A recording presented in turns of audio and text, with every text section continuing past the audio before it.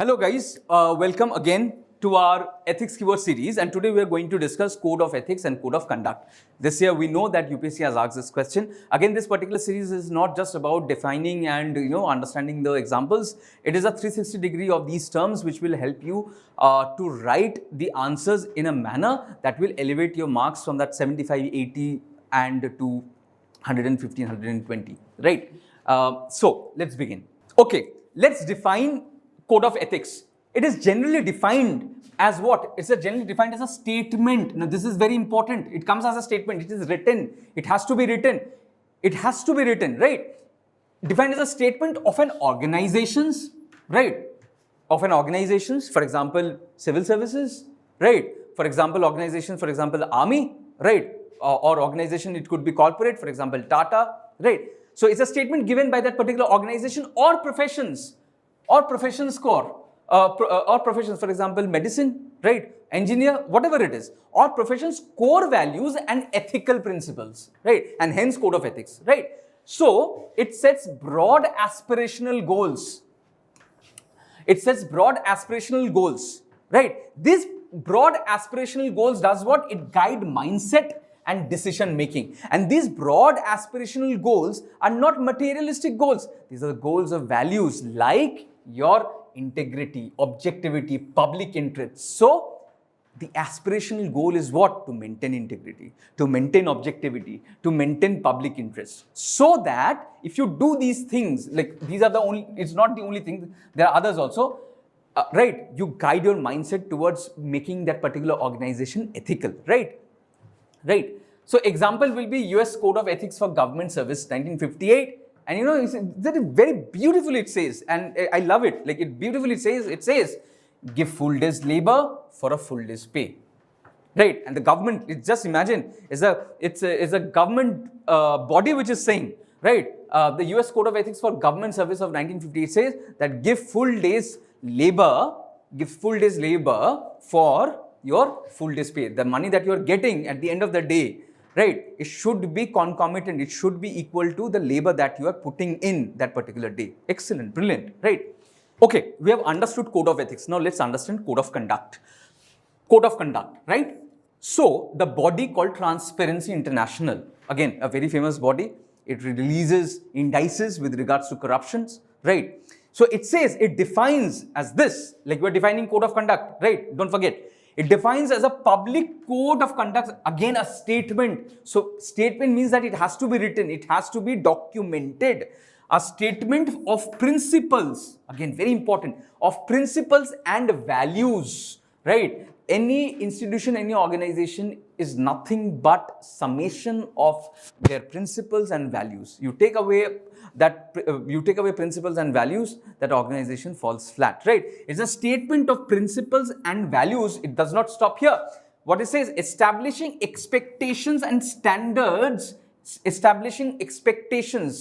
right? And those principles and values are doing what? It is establishing expectations and standards, right? Of how an organization or government body, now this is the most important word, and when you're defining this, if this word is missing from your answer or from your definition, you will not get marks, is how an organization or government body will behave, behave, right? And that's the reason why the word is there, behave, because it's about conduct, the way I'm going to function, the way I'm going to act, right? The way I'm going to behave. Now, this is important, including minimal compliance, the basic minimal compliance that I have to do. And if I don't do that minimal compliance or don't adhere to the minimal compliance, then I will be what? Subjected to what? Disciplinary actions. I will be subjected to disciplinary actions. So, code of conduct means that it is a statement which comprises of principles and values, which does what? It establishes expectations and standards, right? In an organization or a government body regarding what? The way I behave, the way I act, the way I work, right? Including about what? Minimal compliances. Like if you don't do this, like this is the basic minimum you have to do. And if I don't do this, then I will be subjected to what? Disciplinary action, right? in these two, I guess you have understood code of ethics and code of conduct. Both are written, so again, statement, it has to be stated, it has to be written, right? India has code of conduct. The Indian bureaucracy, Indian civil services has a code of conduct. We don't have a code of ethics yet. We don't have a code of ethics yet, and UPSC has asked a question on that, okay? Now, we have understood the definition of these two terms, but still, we make conceptual mistakes between code of ethics and code of conduct. Let's not make any conceptual mistakes, and for that, we'll understand these two terms categorically, we'll differentiate these two terms, and if UPSC asks questions with regards to code of ethics or code of conduct, we will show the maturity in our answers. We'll show the maturity in our writing, right? So, with regards to the purpose of code of ethics, as we said, it sets out what? It sets out values and principles to do what? To inspire ethos, right? To inspire ethos, and it guides decision in the gray areas, those areas where probably you are not able to take decisions, right? Where you are conflicted between the two rights or two wrongs, right? That is the area where it helps you to take decisions. But in case of code of ethics, it is specific rules and standards of behavior, right? It's specific rules of standards of behavior. For example, are you going to take this gift? Are you going to attend the political, meeting? Right? You can't. You are a civil servant. You can't do that, right? You can't take gifts beyond a certain, amount, right? So it does what? It regulates your behavior, right? To ensure compliance with the values of the civil services: transparency, accountability, integrity, objectivity, right? Impartiality, non-partisanship, right? Selflessness, anonymity, right? These are the values of what? These are the values of your civil services. And code of conduct does what? Code of conduct restricts your behavior with regards to certain conduct which goes against the civil services value. Now, some of the examples will be UK Civil Service Code with regards to code of ethics. UK Civil Service Code, it like values of integrity, honesty, objectivity, impartiality is instituted. And in case of India, very famously, the rules, All India Service Conduct Rules of 1968, right? All India Service Rules of 1968. Now then, let's understand the legal status. Now, code of ethics, is it possible to legally institute code of ethics? It is value. So, the moment it is value, it is principle, it becomes very difficult to legally institute or legally establish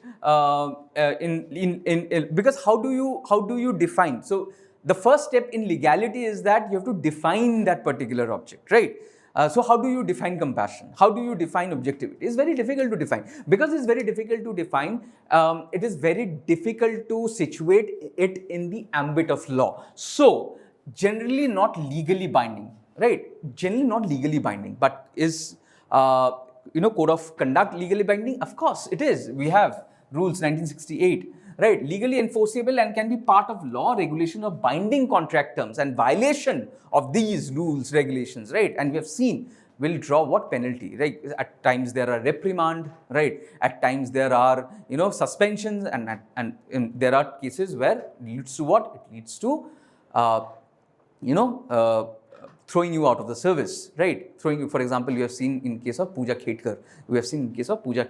Now, let's understand about enforceability. Like, it's not legally defined, right? Code of ethics is not legally defined. Because it's not legally defined, again, enforceability becomes very difficult. So, relies on ethical culture, peer pressure, reputation, right? Enforceability depends on your peer pressure, how that particular organization, the peers of that organizations are acting, right? The ethical culture of that organization, that guides your what? That guides your conduct. Sorry, that guides your code of ethics, right? And the non-compliance is handled internally, oversight, like, the boss calls you, right? Or your superior calls you and says that, like, this is unbecoming of an officer, or this is unbecoming of this employee of this particular company, right? But in case of code of conduct, it's just the opposite. Code of conduct is there is strict do's and don'ts. If you don't do this, if you do this, then you will be penalized, right? So there are like clear procedures for breaches, right? And sanctions are like very categorically defined. So you have your warnings, you have your fines, and then suspensions, and then dismissal, right? And dismissal. And then we find the flexibility. Now, because again, as you have said, it is about ethical principles and values, right? Code of ethics is about it. So the flexibility is high. The flexibility is high. And because there is a flexibility, high flexibility, the spectrum of, interpretation is high, right? And hence flexibility is high, right? But in case of code of conduct, the flexibility is not such, it's not high. It is strictly like do's and don'ts. If you don't do this, you will be you will be penalized, right? So like the flexibility is low, details, do's and don'ts, little ambiguity, often updated regularly to reflect new issues. Now let's understand the key conduct rules in civil services. The first is integrity and public interest, right? So it says that act honestly, professionally, and use public resources responsible while prioritizing public benefit over your personal benefit, right? So it says act professionally and carry out fiduciary obligations responsibly, right? So it is again a part of your conduct rules. Then conflict of interest, like wherever there is a conflict of interest, right? So first of all, you have to act impartially, you have to act in a non-partisan manner, right? But if there is a situation of conflict of interest, you immediately disclose it, right? So broadly defined conflicts involving private interests and official duties, like if there is a conflict, then you disclose that, right? So with regards to gifts and hospitality, do not accept gifts or hospitality because it clouds your judgment. And so like in case of like you're accepting gifts under a threshold, you have to always report, right? Then your political neutrality. Now this is very important, right? All India, your service rules categorically says that you cannot adhere yourself or align yourself with any political party, right? So there is a strict no with regards to political party. This shows neutrality, non-partisanship of our civil services. Last but not least, transparency, asset declaration and whistleblowing, right? So declare your asset interest, conflict of interest, as we have already discussed. With regards to whistleblowing, make sure that the whistleblowing mechanisms are properly instituted, so it encourages your juniors, or it encourages other public officials to come up and declare if there is a malfeasance in the organizations, right? So these are the core core principles or the core key rules with regards to civil services. Now let's understand why code of ethics and code of conduct are needed, right? So there are 4 reasons. First is public trust. Again, like we're talking about public value, right? Public organization, right? So when the end game is what? The end game is to ensure there is public trust, which will lead to what? Legitimacy and democracy, right? The moment there are coded, like codes, it's codified, it's statement, it's there in the public. What happens is that it defines, there is a well-defined standard that reassures citizens that officials are accountable. Right, officials are accountable, right? It demonstrates institutional commitment to integrity and helps rebuild, trust after there is any scandal, right? So there will be scandals, right? But the credibility is built on what? Yes, there is a code of conduct, there is a code of ethics. Based on code of conduct, that particular person will be penalized, right? Then clarity and guidance. Now this is very important. Clarity and guidance. For whom? For the civil servant who is there acting as a public servant, right? Who is in that particular institution. So there will be a moment, as we discussed previously, there will be a moment where you will be torn between ethical dilemmas, right? The integrity of the organization. The moment you there is you have institutionalized, you have written down those codes, right? What it does is that it articulates the values, the principles of an organization, right? It ensures the entity, the organizational identity of that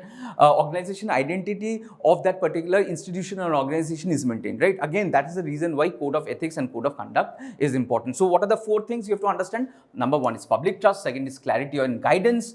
Clarity and guidance with regards to civil service or public servant. Then it helps to curb corruption, and finally it ensures organizational identity. Now let's understand what fosters ethical culture, right? In an institution, in an organization, what fosters ethical culture? The first would be the tone that is set by the leader, like how the leader is leading that particular institution, right? Be it the Metro Man or TN Session, the way they led the institution that they were manning, right? So that is the first thing, that the tone that they have set. The second is training and ethical awareness. Now this is very important. You train the personnel with the ethical values, right? You train the person with what? You train the person with to strengthen the ethical judgment. And best example, you conduct seminars, you conduct workshops. And one of the schemes that the government has brought out in this regard is Mission Karma Yogi, which provides ethical governance training, right? From rule-based to role-based, right? Okay. Then third is reporting mechanism and whistleblower protection, and we have discussed this at length. Like safe reporting encourages exposure of ill doings or malfeasance. So reporters are also protected under Whistleblowers Act. Then we have monitoring, audits and accountability system, right?